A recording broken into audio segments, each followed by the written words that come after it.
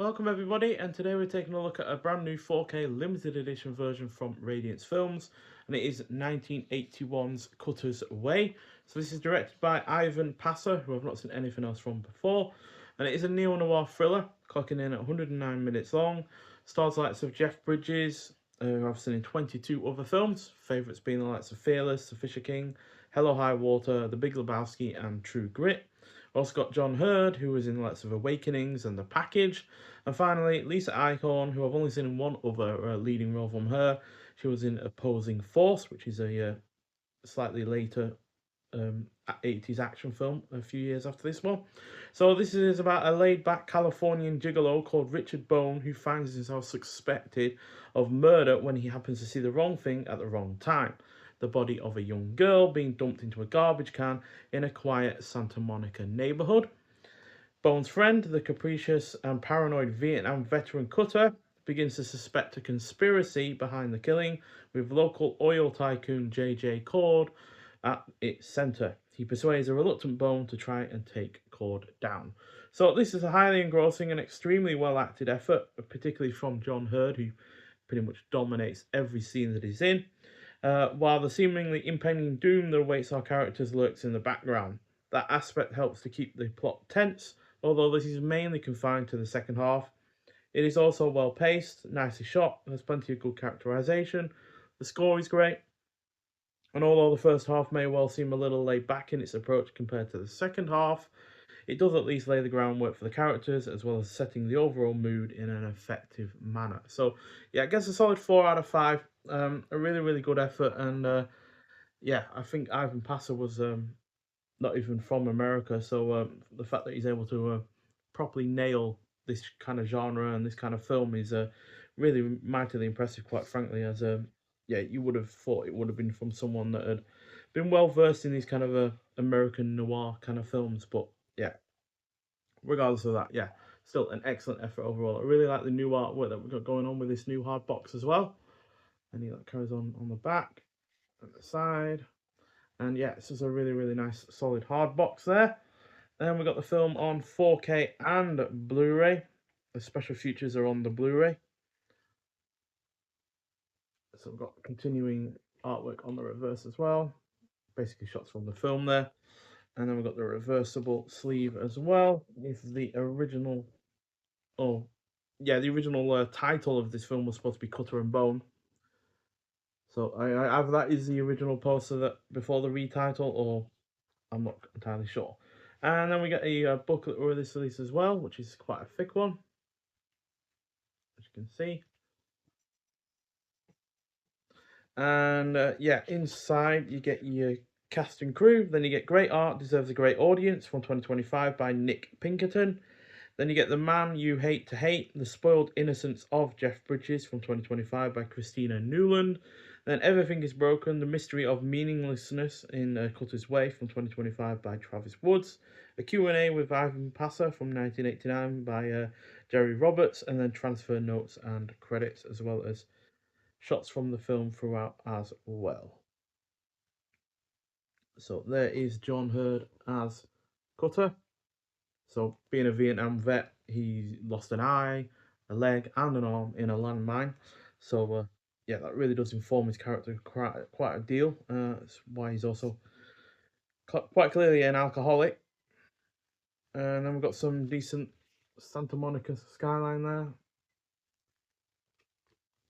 And yeah, transfer notes and credits. So Cutter's Way was scanned in 4K resolution at Illuminate Hollywood in Studio City, California.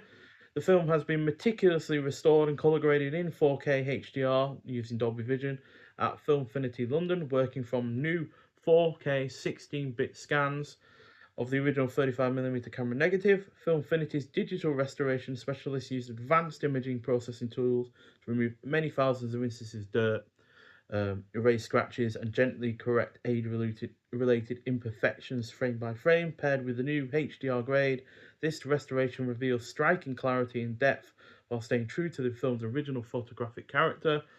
No grain management, edge enhancement, or artificial sharpening tools were used at any stage, preserving the authentic texture of the cinematography, and it does look absolutely superb.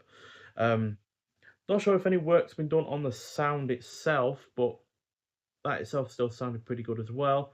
Um, it is still in the mono audio though, so yeah, nice sizable booklet there. And then we do have extras as well, but I'll go through the other tech specs first. So it is in color, English language, 185:1, and mono audio. This is actually one of the few English language films that Radiance Films has released. Usually they release foreign language films. Not many in the English language, to be honest, but that's no bad thing when we've had so many great films from them that aren't in the English language. Um, so yeah, this has had actually a release before from Radiance Films. It's actually the first of their films to have a reissue in 4K rather than just reissue in a Blu-ray. So yeah, that is a first for them. Um, I'm not quite sure why they chose this one. Maybe it's because the Fun City Edition's limited edition version has sold out. You can only get the basic version of that. But a lot of the extras on that version do carry forward onto this one. So we've got the option to view with the original Cutter and Bone title sequence newly scanned for the first time, uncompressed mono audio. Then from 2025, clocking in at 42 minutes long, you've got Piety, Patriotism and Violence, The Legacy of Cutter and Bone, new featurette on the Legacy of Cutter's Way with contributions from writers Megan Abbott, Jordan Harper, and George Peliconos.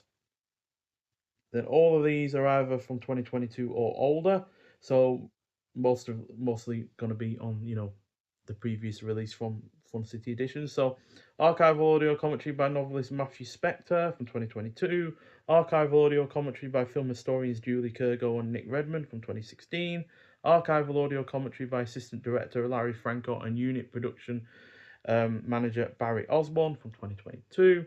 Archival video interviews with actor Lisa Eichhorn, UA Classics exec Ira Deutschman, director Ivan Passer, Jeffrey Allen Fiskin, and producer Paul Gurian between 2014 and 2022, and clocking in total 100 minutes long. Then you got archival featurette on composer Jack Niche from 2022, clocking in at 12 minutes long. That's my cat running in to try and disturb me.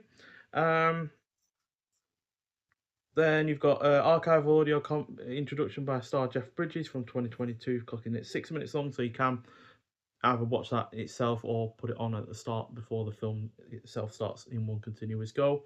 Then you got archival video introduction by director Bertrand Tavernier. That's from 2015, clocking in at 27 minutes long. And then you've also got theatrical trailer, stills gallery, isolated music only track, as well as optional English subtitles as well. And the reversible sleeve artwork is newly commissioned by Time Tomorrow. So on the whole, a really solid physical limited edition, to be honest. And yeah, I would have preferred a new release from them, to be honest, for a film that they haven't given any kind of physical edition before.